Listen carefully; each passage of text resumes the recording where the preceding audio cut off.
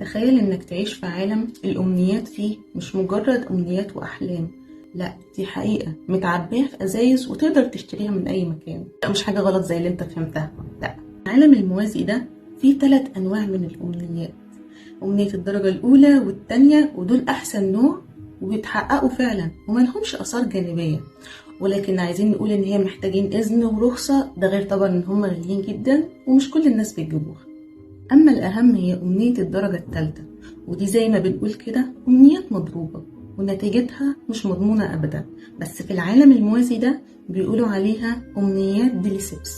صح مش عارفة إيه السبب ورا تسمية ديليسيبس ديت، ولكن الأمنيات ديت مش مضمونة خالص، غير طبعا إن الحكومة بتمنعها وبتعمل إعلانات توعية للناس إن هما ما يشتروش الأمنيات دي بسبب إن هي ليها أضرار. وكمان اللي بيتمسك من غير بأمنية من غير رخصة بيتسجن. تفتكروا لو كنتوا عايشين في العالم ده هتتمنوا ايه؟